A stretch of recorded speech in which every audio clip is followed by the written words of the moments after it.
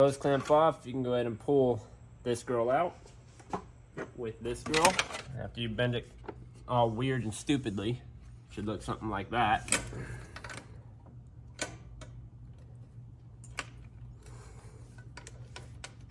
Drag turbo off from the studs. Pull the hose off.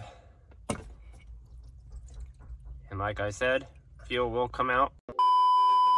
We're gonna start taking this pipe off. I just use a monkey wrench. Get it off.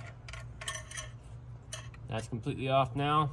Now we have a couple of bolts that we have to take out, and that's gonna take out our bracket as well. So what we wanna do is we wanna get the bracket off of the high pressure fuel pump because it does hold it down in place.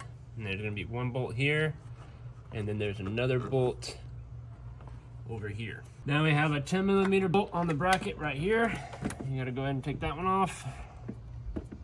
Then you have 2 8mm on each side of the high pressure fuel pump.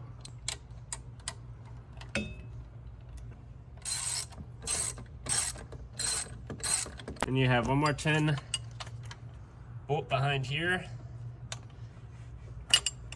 You gotta take that one out too, that holds the bracket down. That we have it loose and free. And take it completely out. Might require some lifting. We're gonna take that to the street. And then you have the bracket and the rest of the insulator. This part we're gonna go ahead and remove the fuel injector cylinder. Take that out. There is 1, 2, 3, 4, 5. All 5 of those gotta come out. And if you look in the back side of this, right here at the very end, it should look just like this. We gotta get that off from the fuel rail as well. We need to disconnect the low side. Push that in. And that should pop right off of her. Do not remove this sensor. There's no need for it. Let's start off in the middle because we don't want this to bow. There's 1. There's 2.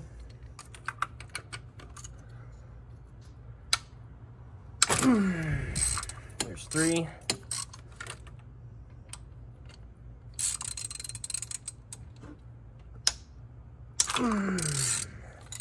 There's 4.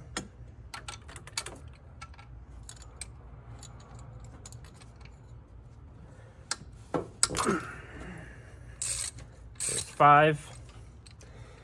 Now those should be hand loosened. Now make sure when you're taking out the bolts that you at least leave 2. So if you already pulled them out, it's fine. It's totally cool. You can put them back in, at least 1 here and 1 there, because we need to get that nut in the backside fuel rail off. Without taking that off, we won't be able to take the fuel rail out. Unloosen it. Now it should be loose enough to get it with your fingers. Now what we're gonna do is we're gonna take out the last 2 studs that we left into the fuel rail. Now we're gonna go ahead and remove the fuel rail, and that's pretty easy. You're just gonna bob it left and right, up and down, and then all your fuel injectors should come out just like that. If they don't, that's all you gotta do is just pull them out with channel locks or something that you can do. Now you have all the connectors, which you have to take off. So there's 1, there's 2, and there it is. That's the whole fuel rail right there.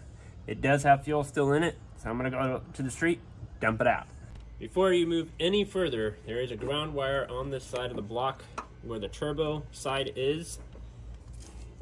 You're gonna see it right here. It is a 13mm bolt. Go ahead and take that off. Now we have the coolant tube right here. That should be a 13.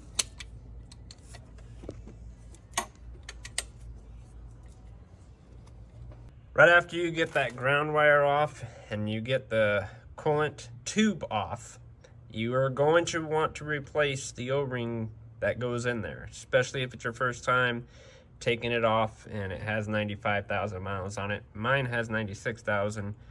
You're gonna want to take this clamp off of the heater hose and pull it from the side of the block. That's really, really, really hard to get off. Just keep it like that. It's just hard to get off. Other than that, we got to start working on getting her out, and the vacuum pump, and then the valve cover, the boots, as well as I'm gonna pull the old spark plugs out of here when I take the head off, because we're gonna keep those. Those are technically brand new still. We're gonna reuse them on the new head that's gonna be going on here. The two bolts that you have to take out from the vacuum pump are the ones on the top, which is right here, and one right there, and there's gonna be one at the bottom. This one's a little bit of a struggle, but work with it and you can get it out, trust me. Just use the right tools, make sure you're not using anything long and big, and nothing that's gonna get in your way. I'm gonna show you now the fuel pump holes and which bolts you have to take out of the fuel pump ordinary to remove it from the backside of the block. This is where your fuel pump sits on top of your high pressure fuel pump in that case. So there's only about 3 bolts that hold your high pressure fuel pump on, plus the one that holds the bracket on. Now that right there that he's holding is called a roller. That sits on the top of the cam, and that goes up and down to allow fuel in. Here, you got a gasket. 100% recommend replacing every gasket you pull off of. It's just mandatory. You have 1 bolt here, 1 bolt there, 1 bolt here, and 1 bolt here. The bottom ones are a little bit of a pickle, but I was able to use a long wrench and have it sticking up, and I was able to move it just a little bit, enough to get them loose enough, and they will just start coming out by hand. That's pretty much the tech tip I can give you guys for that. Now we got to start taking off the valve cover bolts. In ordinary to do that, we have a few steps we got to do first. You got 2 cords that are hooked up to your VVTs. Ladies and gentlemen, these are variable valve timing solenoids. If you work in a dealership, that's exactly what these are. We're going to go ahead and press the button down. That one comes off. And then you're going to press the other button down. That comes off. We can move the harness out of the way once we're done taking everything off. Then they have the red tabs right here on the ignition coils.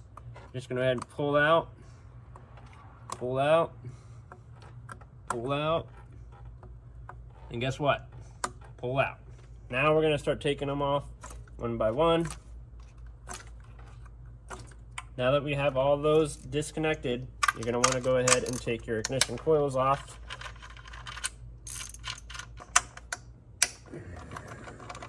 We're going to go ahead and do this side.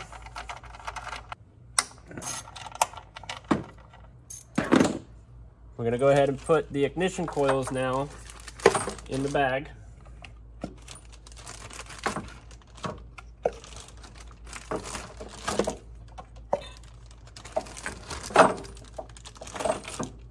Just like that.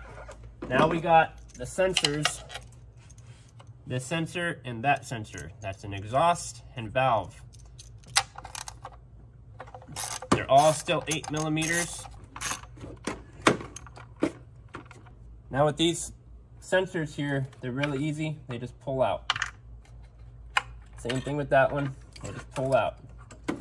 Now you have the ability to take your harness and move your harness more out of the way. Now there's also your coolant temp sensor here. So you're going to want to do that one. Pull the sleeve up, press the button, and pull up on it. Your whole harness technically should be free, minus you have another sensor for your boost. Vacuum lines is right here, and that one's pretty easy too to pull off. There's a metal button on it. You just pull it in and push it out. So that metal button right there, that's all it takes. You just push that in and then pull it off. And then you have it being retained onto the motor here. And then you also have another ground wire right here. So don't rip it right out of the spot, because trust me, like I always say, you will cry. Now we are moving towards the valve cover removal. Now this part is pretty simple. Nobody can really mess this up. If you do, then you shouldn't be working on cars. What you want to do is hit the middle ones first. And there's a reason for it if you want to save your gasket. Most of the time I don't. I replace mine, but if for the people at home that want to save their gasket, this is the proper way of doing it. Once you get the two middle ones out, you want to go in a cross pattern with the rest of the bolts so that it lifts up evenly. And once you get that done and all the bolts are taken out of the valve cover, that's the easy part. Now with all the silicone that is attached to the bottom, because there's some there, there's some over here, and there's some on the other side, and there's some on the other side. The reason why you want the silicone on those stretch points is because of the valve cover leaking. You don't want the valve cover to leak, and trust me, I'm a mechanic. I know that these things leak very bad. And if you don't put the right silicone on the right spot, it will leak. I guarantee you. We want to protect all of the leakage in any spot, any form, any shape, or whatever the case may be. So we're gonna go ahead and start taking these out by cross pattern, just like how he's doing right now. So you start from one side, go to the next, start from one side, go to the next, and keep doing that all the way down until you get to the front one and the rear one.